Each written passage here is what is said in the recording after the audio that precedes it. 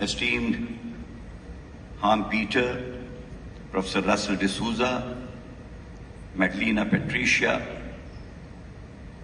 ladies and gentlemen,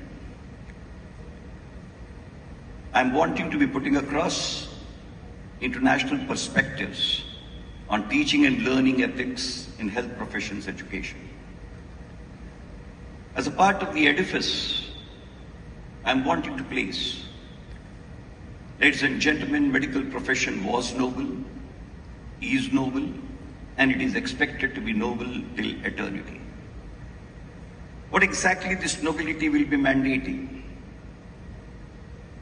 Universally speaking, internationally speaking, the perspectives of medical education ultimately are ending up in registered medical practitioners which are required to be created any and every country. What exactly in terms of fulfillment of what objectives and what attributes to be generated thereof?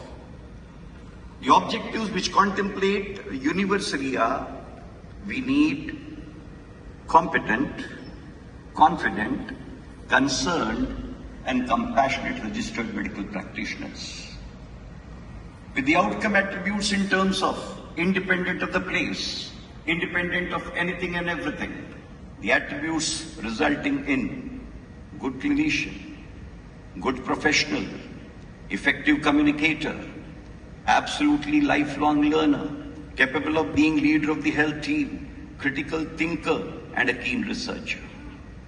If this is the, ladies and gentlemen, ambit that the world needs, the humanity needs, the human beings needs, and what exactly ultimately is going to be meaning to? It shall mean A, cognitive efficacy, B, psychomotor efficacy, and third most important part is behavioral efficacy. The perspective of learning ethics in health profession education, manners, etiquettes, behavior, communication, empathy, altruism, therefore desired professionalism, all of them are interwoven in absolutely hand in hand, integrated into one running continuum. There was a time, you and me, all these things were expected to be caught. It is the imperative need of the hour. In two important contexts, ladies and gentlemen. A, rapid mechanization of medical profession. What Alvin Toffler in Future Shock has predicted, that ultimately the fossilization of emotions is the price which we are required to be paying in the name of creating a mechanized robotic society, which is also resulting its own impact for the purpose of reviewing, rethinking in the entire dimension and domain of medical education as a whole. Sequentially, if you take into consideration, I'm just taking it up, 1910, the Flexarian model. 1970, the WHO reorientation of medical education model. And as we heard yesterday, 2010, exactly a century after the Flexarian model, the transformative model of medical education which has been contemplated under the Lancet Commission. It is in this context, ladies and gentlemen, the two important dimensions of care and cure, they are required to be put absolutely integrated with each other. When you take the domain of cure, it is the confidence and competence which is the attribute. But when it comes to the domain of care, it is concern and compassion. That concern, that compassion, which is expected to be an outcome of what is pity to begin with, to be converted into sympathy, to be converted into empathy, and finally action-oriented empathy getting converted into compassion, which is the ethos of humanity, which is the ethos of behavior, which is the ethos of that compassion which ultimately is expected to be catering to the cause of two pertinent arms of humanization of the profession and socialization of the profession.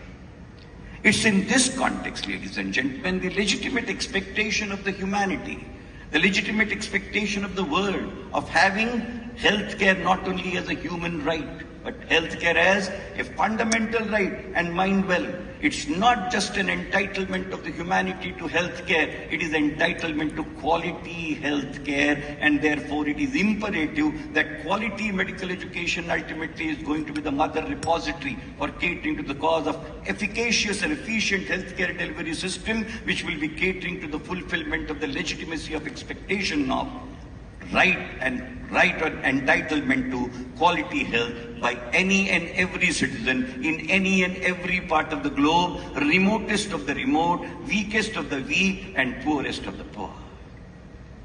It is in this paradigm, ladies and gentlemen, we have to conceive what exactly is the way forward.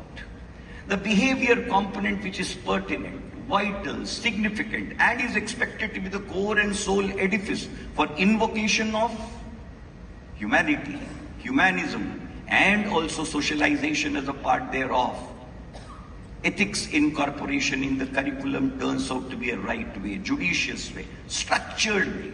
It ought to be absolutely put across in terms of structured, decisive, defined, calibrated manner for the purposes of catering to measurability and scalability of that care which we are wanting to be evoked in the lap of humanism, humanity, behavior, etiquette, mannerism, absolutely altruistic professionalism, which is going to be the hallmark.